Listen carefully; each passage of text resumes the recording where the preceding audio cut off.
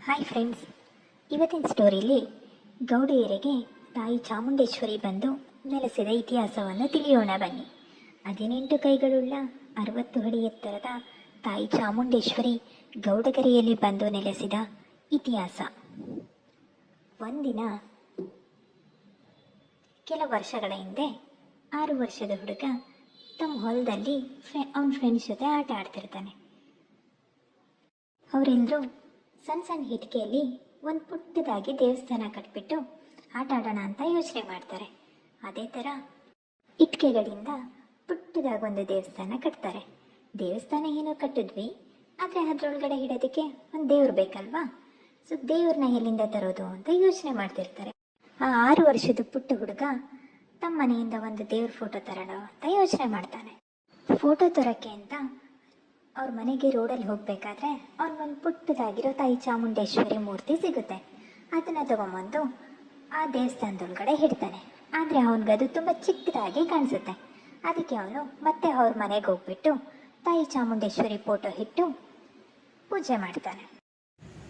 So ಆಟ ಎಲ್ಲ ಆಡಿದ್ದಾದಮೇಲೆ ಎಲ್ಲರೂ ಅವ್ರವ್ರ ಮನೆಗೆ ಹೋಗ್ತಾರೆ. ಅವತ್ತಿಂದ ಆ 6 ವರ್ಷದ ಹುಡುಗ ಪ್ರತಿದಿನ ಪ್ರಜ್ಞೆ ತಪ್ಪಿರ್ತಾನೆ. ಅದರಿಂದ ಅವ್ರ ಅಪ್ಪ ಅಮ್ಮಂಗೆ ಭಯ ಆಗಿ ಅವರು ಎಲ್ಲ ಡಾಕ್ಟ್ರ್ ಹತ್ರನೂ ತೋರಿಸ್ತಾರೆ.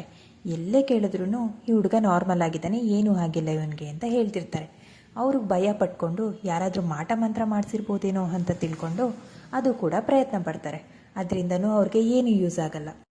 ಇದೇ ಥರ ಪ್ರತಿದಿನ ನಡೀತಿರುತ್ತೆ. ಅದಾದಮೇಲೆ ಒಬ್ಬರ ಹತ್ರ ಆ ಹುಡುಗನ ಜಾತಕ ತೋರಿಸ್ತಾರೆ. ಆ ಜಾತಕ ನೋಡಿದ ಪೂಜಾರಿ ನಿಮ್ಮ ಮಗನಿಗೆ ಏನೂ ಆಗಿಲ್ಲ, ಆರೋಗ್ಯವಾಗಿದ್ದಾನೆ ಅಂತ ಹೇಳ್ತಾರೆ. ಮತ್ತೇನಾಗಿದೆ ಇವನಿಗೆ ಅಂತ ಅವ್ರ ಅಪ್ಪ ಅಮ್ಮ ಕೇಳಿದಾಗ ಆ ಜ್ಯೋತಿಷಿ ತಾಯಿ ಚಾಮುಂಡೇಶ್ವರಿ ಕೃಪೆಯಿಂದ ಇವನು ದಿವ್ಯ ದೃಷ್ಟಿ ಪಡ್ಕೊಂಡಿದ್ದಾನೆ ಅಂತ ಹೇಳ್ತಾರೆ. ಆ ಹುಡುಗ ಯಾವಾಗ ಪ್ರಜ್ಞೆ ತಪ್ತಾನೋ ಅವಾಗೆಲ್ಲ ಮುಂದಿನ ಭವಿಷ್ಯದಲ್ಲಿ ಏನಾಗುತ್ತೆ ಅಂತ ಹೇಳ್ತಿರ್ತಾನೆ. ಇದನ್ನು ನೋಡಿ ಅವರ ಅಪ್ಪ ಅಮ್ಮ ಹಾಗೂ ಊರಿನ ಜನರೆಲ್ಲರೂ ಆಶ್ಚರ್ಯ ಪಡ್ಕೊತಾರೆ. ಒಂದಿನ ಅವನು ಪ್ರಜ್ಞಾವಸ್ಥೆಯಲ್ಲಿ ಇರಬೇಕಾದ್ರೇ ಅವನು ತಾವು ಆಟ ಆಡೋದಕ್ಕೆ ಕಟ್ಟಿದ್ದ ಪುಟ್ಟ ದೇವಸ್ಥಾನದ ಬಳಿ ನನಗೊಂದು ದೇವಸ್ಥಾನ ಕಟ್ಟಬೇಕು, ಇದನ್ನು ತಾಯಿ ಚಾಮುಂಡೇಶ್ವರಿ ಹೇಳಿರೋದು ಅಂತ ಹೇಳ್ತಾನೆ.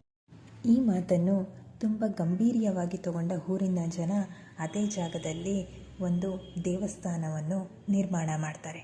ಅದೇ ಇವತ್ತು ಗೌಡಗೆರೆಯ 18 ಕೈಗಳುಳ್ಳ 60 ಅಡಿ ತಾಯಿ ಚಾಮುಂಡೇಶ್ವರಿ. ತಾಯಿ ಚಾಮುಂಡೇಶ್ವರಿ ಕೃಪೆಯಿಂದ ಎಷ್ಟೋ ಜನರ ಕಷ್ಟ ಕೂಡ ಪರಿಹಾರ ಆಗಿದೆ. Thank you.